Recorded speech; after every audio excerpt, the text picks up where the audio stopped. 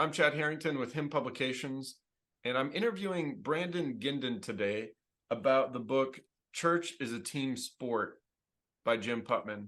So Brandon is an author himself. He's written the Him Publications book, Disciple Making Culture, among several other discipleship books, including he's a co-author on the Real Life Discipleship Training Manual, which has helped so many hundreds and even thousands of people with disciple making. Brandon is a church planter, and he's the lead pastor of Real Life Texas.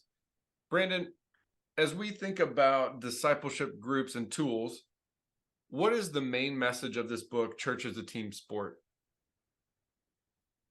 Well, not to be too simplistic, but I mean, the main point of this book when Jim wrote it, and I had the fortunate opportunity to be there, as Jim's first book and be in the thick of life at Real Life Ministries in Post Falls, Idaho, is the heart and core of this book. It's in the title. It's about how important it is to be a team, to be unified, to be working together within the church to accomplish what Jesus has called his church to do, to go make disciples. And so church truly is a team sport. And that's what this book draws us to. It's the heartbeat that you get from the book about how difficult church has become when we're siloed, when we're a bunch of different ministries trying to go in different directions, and people not having in the church one central focus of what the church is to be. And so, that's really at the heart of this book.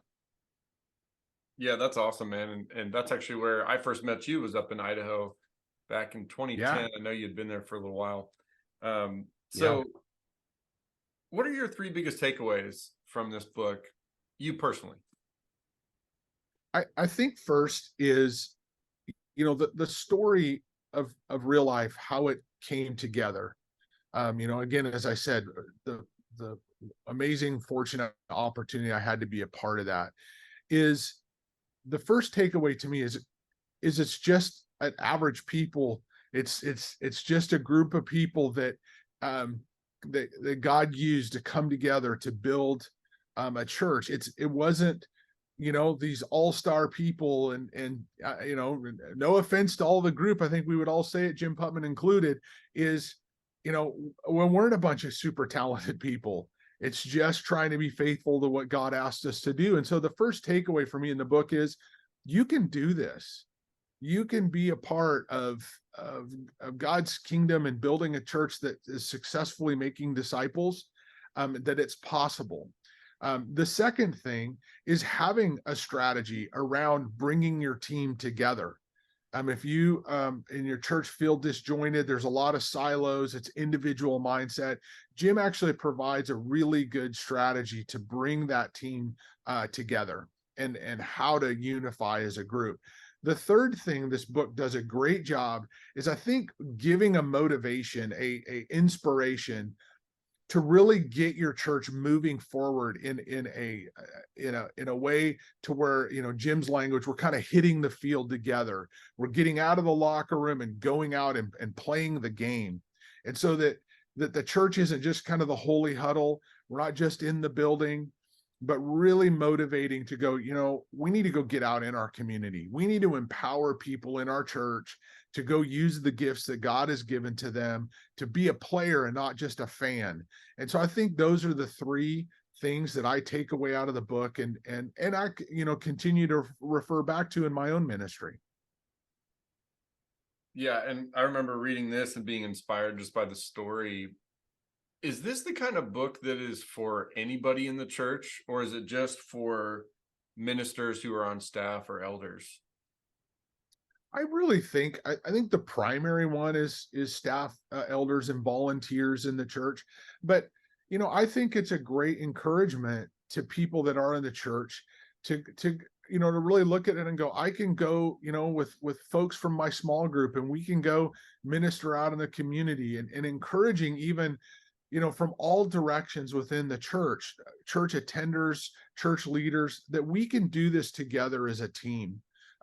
I would encourage, churches to the leadership to read it first and get unity. But I think it's a book that would be used great to have the whole congregation read it. And I know that because so many churches I've talked to have done, they have done that with this book and have seen really positive results from it of bringing unity within their church.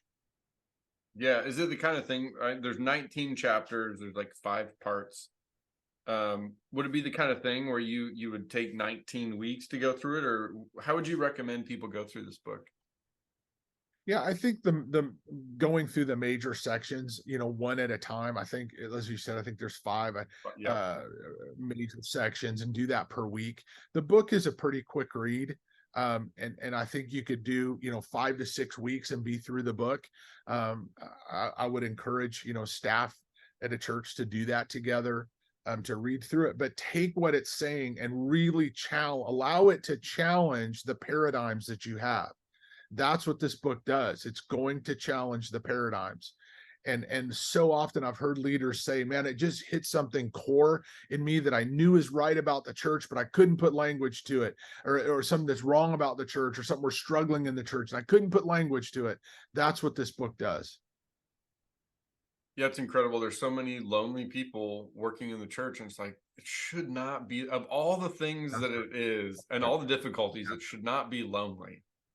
right.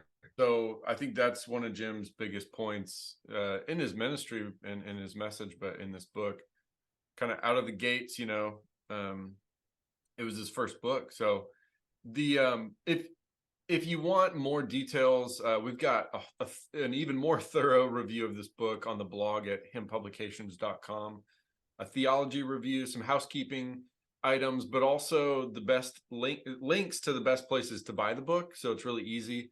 It's all designed for group leaders to make a decision and to figure out how to use this book for the disciple making activities in your discipleship groups. All right. That's Thanks, great. Brandon. All right. Until next time. Thank you.